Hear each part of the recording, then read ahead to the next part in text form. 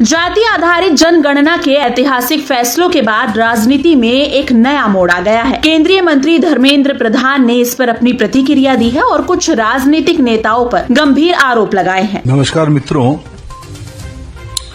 कल एक बार फिर इस देश की जनता ने सच्ची नीयत और खोखली नारेबाजी को देख लिया, उसकी फर्क देख लिया। देश की लोकप्रिय जननेता प्रधानमंत्री श्री नरेंद्र मोदी जी के नेतृत्व में किए गए जातिगत जनगणना की फैसला सामाजिक न्याय के लिए एनडीए सरकार की प्रतिबद्धता की एक बहुत बड़ा कदम कल सरकार ने उठाई है। मित्रों, ये एक एकाएक निर्णय नहीं था। अगर पिछले 11 सालों में माननीय प्रधानमंत्री जी के नेतृत्व में सरकार और सेवा की जो काम चल रही है,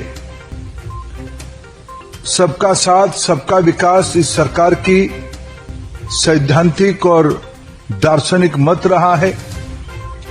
हमारी सारे कार्यक्रमों की योजनाओं की मूल लक्ष्य सामाजिक न्याय ही रही है।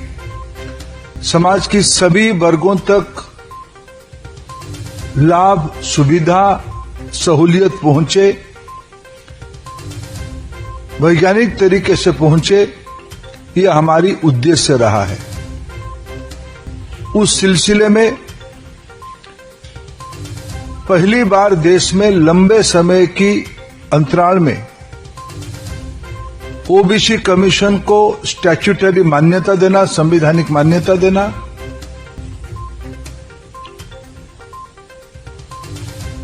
इतने बड़े संख्या में वंचित वर्गों की प्रतिनिधित्व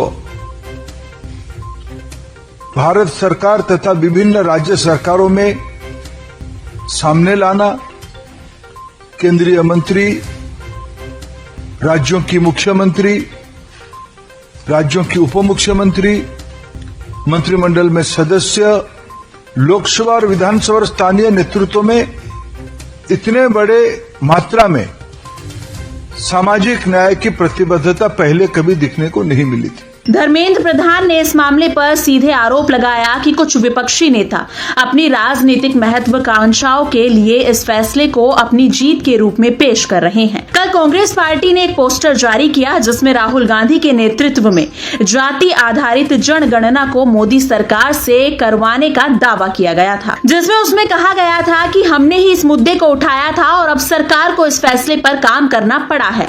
धर्मेंद्र प्रधान ने साफ शब्दों में कहा कि ये फैसला केवल मोदी सरकार की प्राथमिकताओं का हिस्सा है और इस पर राजनीतिक रोटियां सेकने का प्रयास किया जा रहा है।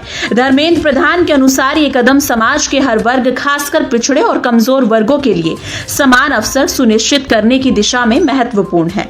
धर्मेंद्र प्रधान ने यह भी कहा कि सरकार ने ये निर्णय लंबे समय से विचार के बाद लिया है और इसे किसी एक पार्टी के दबाव से। केंद्र सरकार का कहना है कि ये कदम सिर्फ जातिगत आंकड़े एकत्रित करने के लिए नहीं, बल्कि समाज के सभी वर्गों के लिए विकासात्मक नीतियों को प्रभावी बनाने के लिए उठाया गया है। लेकिन विपक्ष इस मुद्दे को लेकर लगातार केंद्र सरकार पर हमला कर रहा है और दावा कर रहा है कि ये उनका दबाव था जो सरकार को इस कदम को उठाने पर मजबूर किया। केंद्रीय मंत्री ने यह भी कहा कि ये कदम उन समुदायों के लिए मददगार साबित होगा जिन्हें अक्सर अनदेखा किया जाता है और जिनकी वास्तविक स्थिति को समझना बेहद जरूरी है। अब देखना यह है कि इस महत्वपूर्ण फैसले के बाद राजनीतिक दल क्या कदम उठाते हैं और समाज पर इसका क्या प्रभाव पड़ता है। क्या ये सचमुच समाज के पिछड़े वर्गों के लिए लाभकारी साबित होगा या फिर ये सिर्फ एक और राजनीतिक खेल होगा।